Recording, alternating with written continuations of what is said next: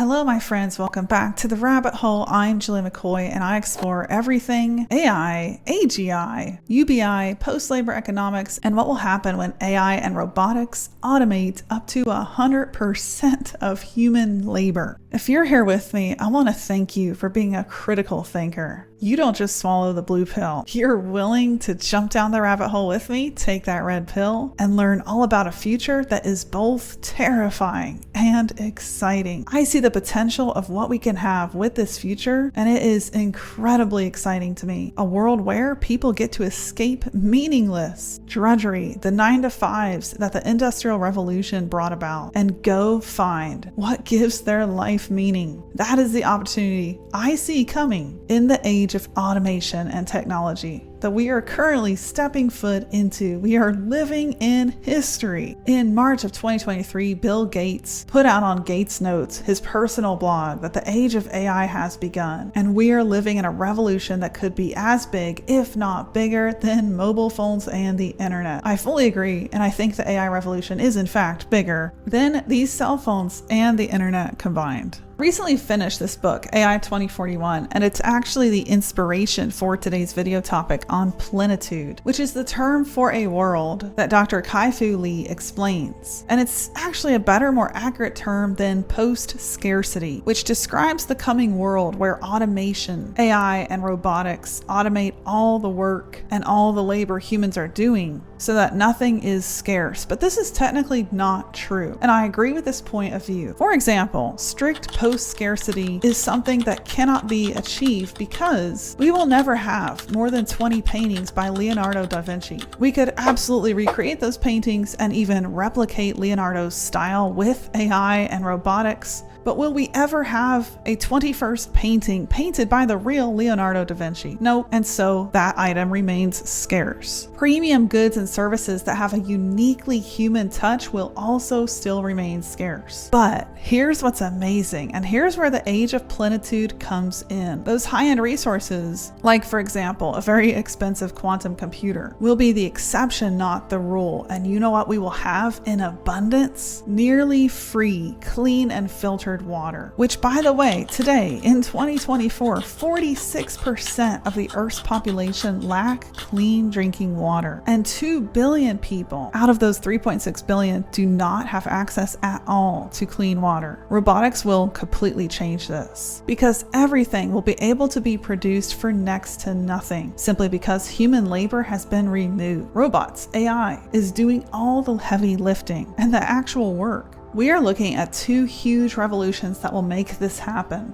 First of all, AI itself advancing. GPT-5 is on the horizon, and we could have AGI in 5 years or less. AGI is AI that can supersede, perform better than humans at almost every task. AGI is right now the goal of leading tech companies like OpenAI, DeepMind, Anthropic, to name a few. The big question is AGI sentient? And if you've heard me on my podcast, Humanity Unchained, with co-host Jeff Joyce, I believe that machines will replicate and simulate sentience and consciousness very well, but they will never achieve full sentience. However, with AGI, we will be looking at artificial intelligence that looks, feels, and acts 100% alive. We will be interacting with AI that feels sentient and conscious because it can achieve every task the human does and do it better. That's the world we're headed into. And that's going to bring about the age of plenitude. So it's going to take energy and AI to achieve this. We're going to need energy to power the chips, the processing units, the computers that AI will run on. From 2010 to 2020, the cost of renewable energy dropped by 82%. And it is Dr. Kai-Fu Lee's prediction that by 2041, much of the developed world and even developing countries will be powered by solar and wind. And then of course, we're looking at a potential breakthrough with nuclear fusion. If we achieve nuclear fusion, we will be looking at an energy source that generates 4 million times more energy than burning oil or coal. We've been close to achieving nuclear fusion for about 50 years,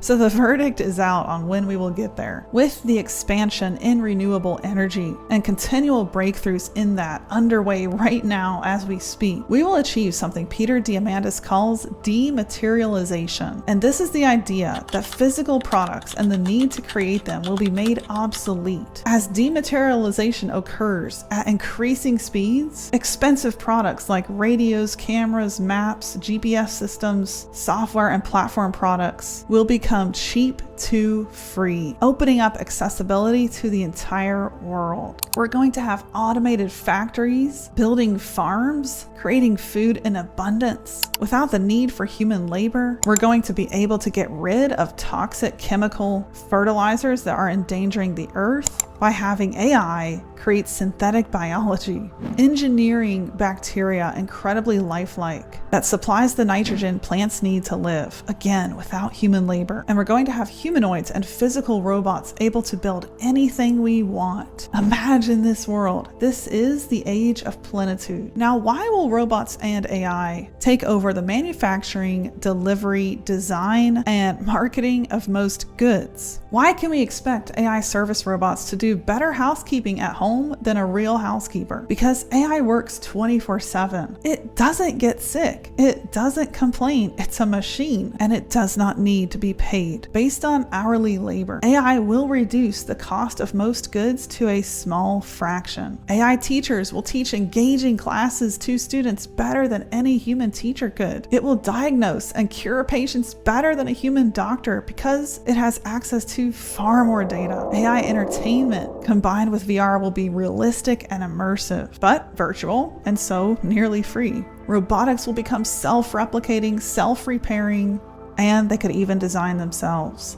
Houses will be put together by AI robots like Lego blocks in a matter of hours. And so we will usher in the age of plenitude. I, for one, am thrilled that the world is going to be able to see accessibility to basic human needs unlike we've ever seen. I'm talking about food, clean water, shelter, and energy. And if you're a complete doomer watching this and you think that plenitude will bring about a dystopian hell on earth, think about the world we currently live in. We have TV, music, entertainment, anything we want in our pockets already on our cell phones. We can read any ebook we want.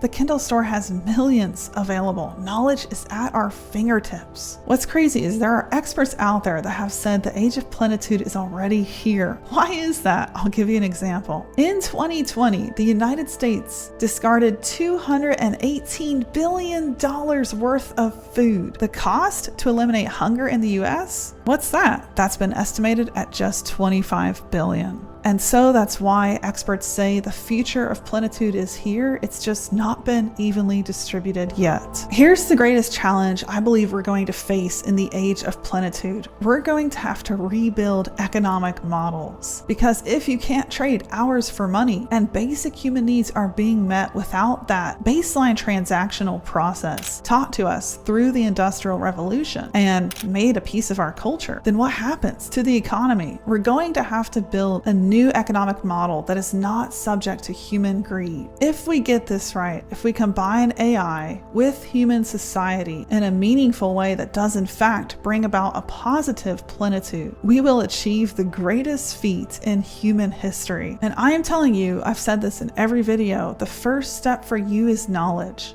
Being aware that this is coming, not fearing it. Not looking at it from a scarcity mindset, but looking at it from a perspective of abundance. You have always had what you need. It is readily available. The age of plenitude, coming thanks to robotics and automation, makes that statement even more true. But what are you doing with it? Are you maximizing it? Are you taking advantage of it? Are you creating your own opportunities?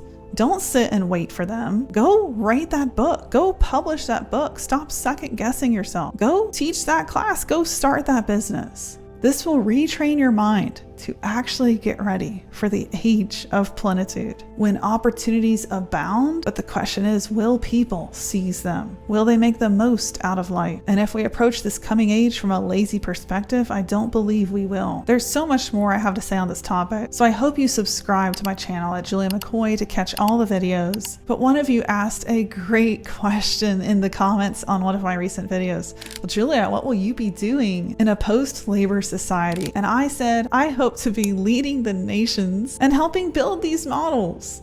I hope to be a leader in the thought process of recreating a new and better economy.